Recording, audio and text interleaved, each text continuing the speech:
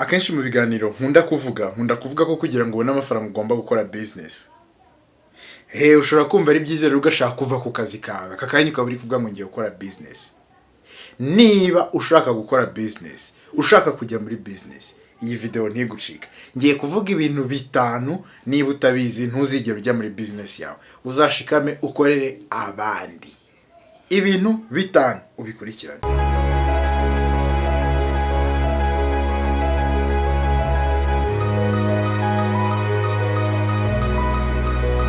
Nguhaye ikaze nk'uko usanzwe ubizi, nge ndi Didier Joye. Iyi ngiyi ni episode ya business n'akazi. Tugiye kuganiramo iki rero? Wacyumvise video igitangira. Ibintu bitanu ugomba kumenya mbere yuko ujya muri business. Niba nusanga utabyujuje cyangwa se hari n'ibindi wenda birenzeho nanone bishobora gutuma utajya muri business. Gusa mbere yuko dutangira, niba ari ubwa mbere ugeze hano, please kora subscribe. Hano tuganira ibintu n'ukuri bifite akamaro pe. Ibintu bishobora gutuma ubona amafaranga, sibyo? Ibintu bishobora gutuma uba umuntu ukaze mu buzima bwawe, wa muntu wumva w'inzozi zawe nyine ukamuba. Ibyo tugiye kuganira uyu munsi rero, icyambere duhereyeho. Iyo ugiye wumva ushaka amafaranga vuba, wumva ufite intego zo gukira vuba, ntabwo ujya ukora business.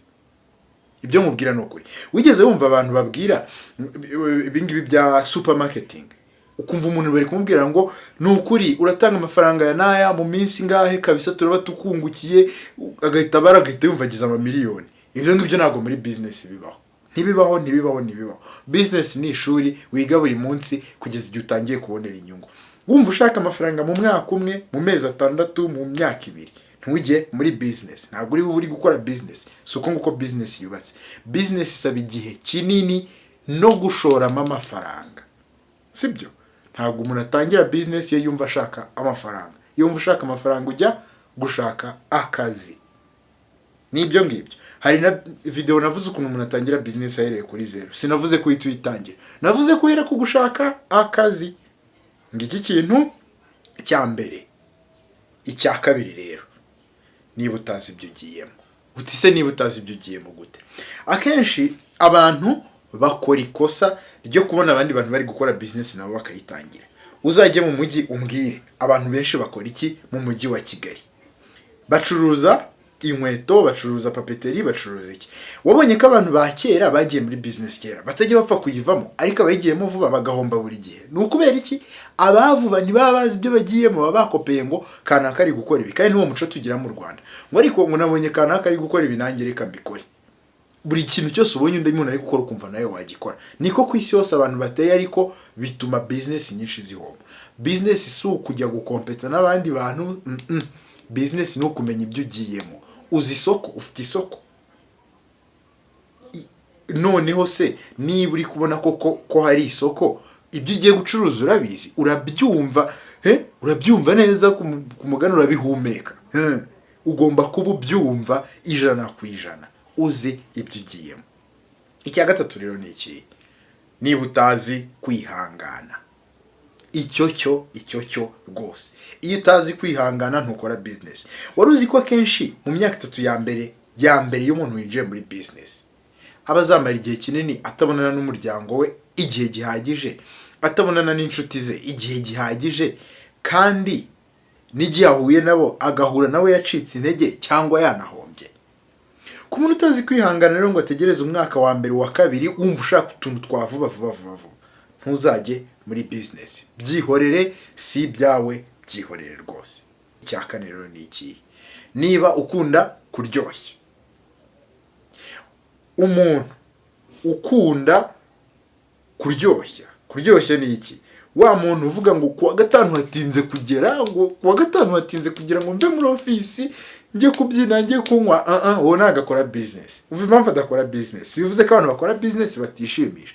Ariko umuntu impamvu adakora business nuko nkuko kwine bikubwiye mu myaka ya mbere, hari igihe nta n'igiceri cy'icumi uzaba ufite cyo guspendinga muri ibyo ngibyo, udafite n'umwanya wo kujya gukora kuva ku wa mbere kugera ku cyumweru uri gukora kuri business yawe, sibyo?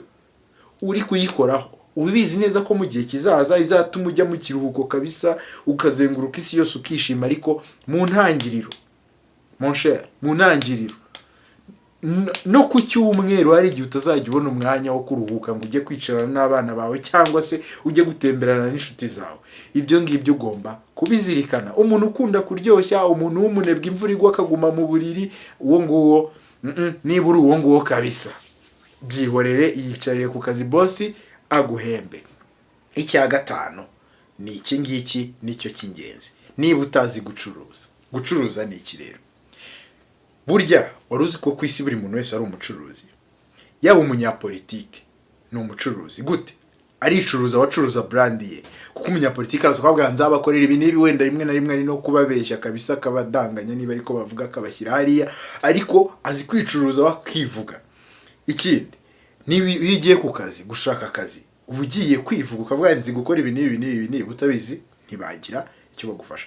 Umuntu rero udafite ubwo bumenyi bwo kubwira abantu icyo azi gukora n'icyo afite, ntago ajya muri business. Business ni ukuvuga inkuru, kubaka umunwa kabisa, ukawubaka biri seriye, ukaba uzi kuvuga, ukavuga uti nkora ibi n'ibi. Uzi ko akenshi njya mbona hari nk'abantu mu muhanda duhura, wa muntu uri gucuruza utuntu mu muhanda nyine, kwa kundi uri gukata ikigaro ukabona uri guhura n'abantu mu muhanda. Bariya abantu uburyo baba bazi kuvuga ibintu, yaba abantu benshi batangira business bari bameze nkabo, ntago bahomba, ntago bava mu gucuruza. Ahubwo ikosa abantu benshi iyo batangiye business bakora ni ukwikingirana muri office. Hagurukamo ujye gushaka abantu, ubabwire ibyo uri gukora, ubona abakiriya. Business ni abakiriya. Iyo utabonye abakiriya ngo ucuruze ntacyo bimaze. Niba rero utazi kuvugisha abantu ngo ugende ku mugani ubatera injuga uzibuzurizemo, bese paka baguhereje amafaranga, ntuzigere ujya muri business.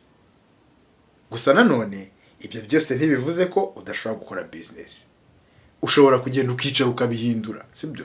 Ukiga gukora. Niyo mpamvu akenshi business ntago ari igitekerezo. Hari umuntu ubuzi kuzana ibitekerezo kabisa, ngo njye nabonye igitekerezo cyiza kumva kazi business. Business ni imico.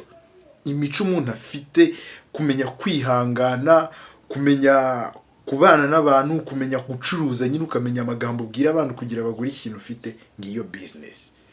Icyo naho ibindi byose rwose niba ibingibi byose wumva nta utabyujuje, ubyihorere, ntujya muri business. Nawe ushobora kuba umaze igihe kinini uri gukora business, ukaba uri kumva hari ibintu nibagiwe. Please mbabarira, byandike muri comment, sibyo? Byandike muri comment kabisa. Ikindi nanone, niba ari ubwa mbere wagira hano, ndakwibutsa please subscribe hano hasi, kanda subscribe. Niba wumvise ibintu navuze ari sawa, ukande gutya, niba atari sawa gutya. Ikindi muri comment umbwire icyo wumva cyagufashije. Noneho sasa rero ndakubwira ngo ciao bye bye. Niba uri kubona indi video aho ngaho hafi yanjye, ukandi nayo uyirebe niba utarayirebye. Tubonane noneho muri video nzakora ubu taha. Kuba urebye iyi video ukayirangiza ni ibintu bishimishije cyane rwose. Bitumye winjira mu banyamahirwe bake bazajya batsindira ibihembo buri munsi. Kugira ngo mubwire ibyo bihembo rero, banza ukande subscribe na notification, iyo nzogera. Wabikanze?